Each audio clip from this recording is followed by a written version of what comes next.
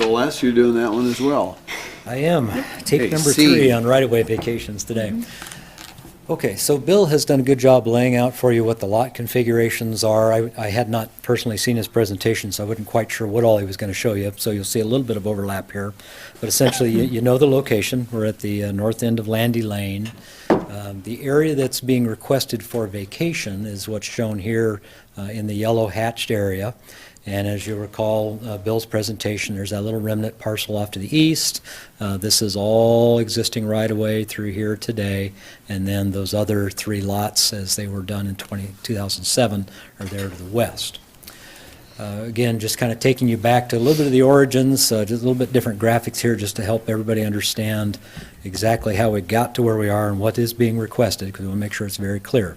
So this represents the original 2 lots, kind of outlined in the cyan blue color.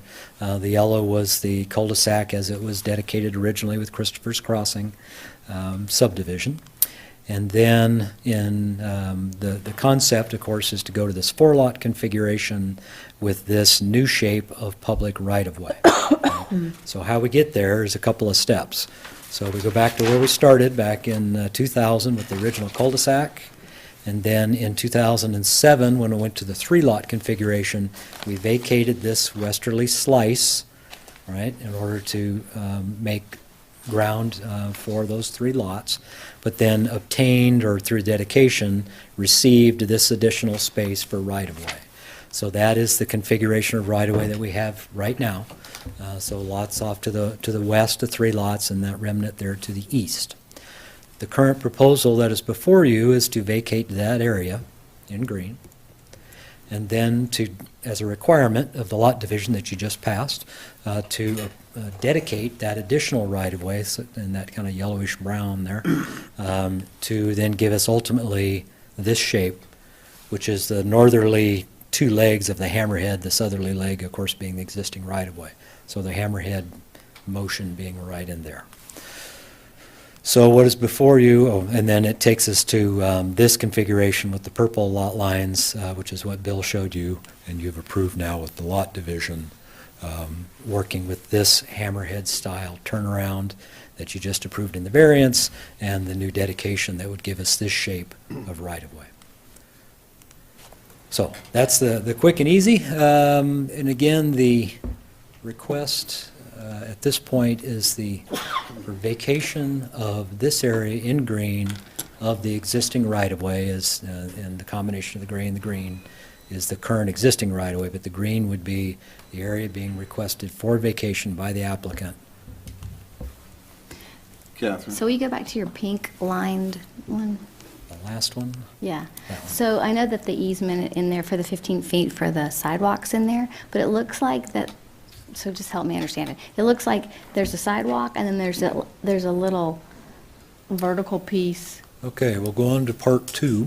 Okay, thank you. I wasn't going to talk about, but I figured somebody might ask the question. Okay. So as Bill talked about, the original plat included a sidewalk easement that came down through here. The current sidewalk exists to this point right here, and then there was easement dedicated down to the cul-de-sac to the public right-of-way. So that combination gave a route from Lande Lane all the way through to Hershey.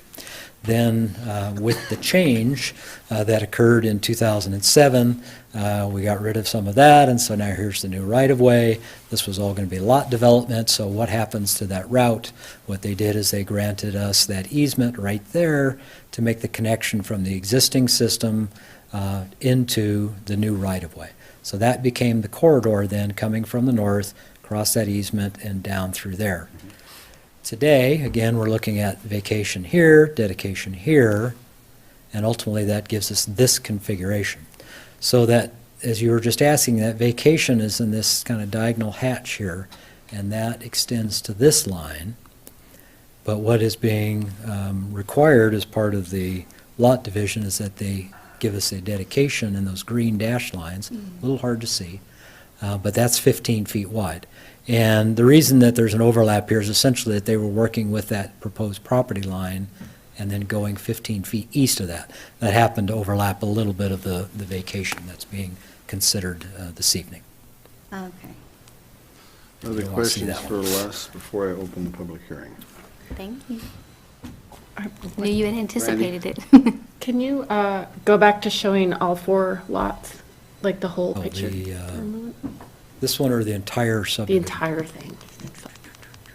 That one. So,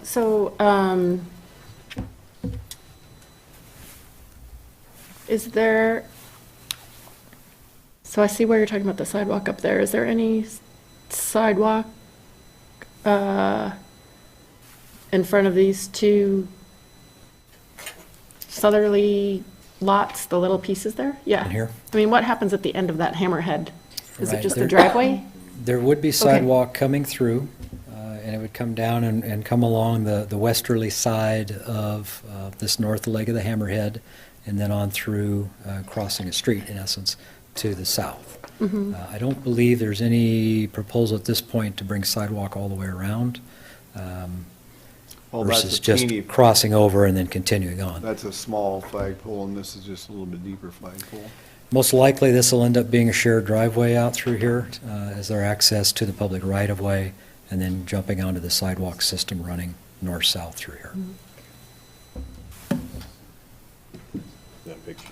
Oh, okay. Yep. Okay, thank you, Les. We may ask you some questions. I am going to open the public hearing at 8:16. I'd like to hear from the applicant, please. And as all public hearings, what we request your name, address. Good evening, Your Honor, Council.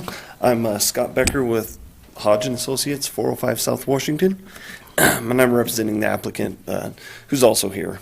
But I just want to thank staff for the excellent job they've done. There's really, they laid it out very well. I don't want to muddy the water, but I'll certainly answer any questions that you might have, as long as my voice holds out. Questions for Scott? I think we're good right now. If we have something come up, Scott, we'll bring it back up. I would like to hear from other folks that would like to testify before us. I need to make sure that I disclose this at Public Works and Finance, that I live on Highland. Okay. Any other folks want to testify on this? Going once, twice, seeing none, I'm going to close the hearing at 8:17 and turn it over, and Catherine made you live real close to there, so is that a conflict of interest for you or something, Catherine? Is that why you're? No, I just was, because I live on Highland, and that comes out to Highland, I'm on that circle. I was told that I should make sure I clarify that. Okay. Good enough. See any issue with that, Gary? No, sir, as long as there's no financial interest, there should be no conflict. You're not getting gain on this? Okay. We'll go on, turn over to council here, so. I would just say I'm very impressed with the persistence of and creativity in trying to make this work better. So, anyways, Brandy, I didn't have a gray hair in my head the first time I heard this thing. And I looked actually pretty good back then. That's how long this thing's been kicking around, so just saying. Okay. All right, well, I'm just trying to pull it up. Somebody else want to make the motion? Go ahead if you want to. Okay, I move that we accept, I don't have it in writing. This is going to be approve the vacation request for adoption of the draft ordinance under suspension of the rules requiring 3 complete and separate readings, and that the ordinance be read by title and published by summary. Thank you. Second. Okay, we have a motion by Catherine and a second by Jim to approve the vacation request by adoption of the draft ordinance under the suspension of the rules requiring 3 complete and separate readings, and that the ordinance be read by title and published by summary. All good. We'll start with Ann. aye. Aye. Aye. Aye. Okay, there you go. Thank God. And I hope you can do something, Mr. Go with that thing, because that's been kicking around for a couple of decades, so good luck to you on it. Okay, I got to read the ordinance. Ordinance 2018-3. An ordinance of the City of Moscow, a municipal corporation of the State of Idaho, providing for the vacation of a portion of public street right-of-way located within the City of Moscow and legally described in Section 1 of this ordinance, providing that the title to be said vacated public right-of-way shall vest with the title to be vacated public right-of-way shall be vested with the owners of the property as specified in Section 3 of this ordinance, and providing that this ordinance shall be in full force and effect from and after the passage approved on publication according to law.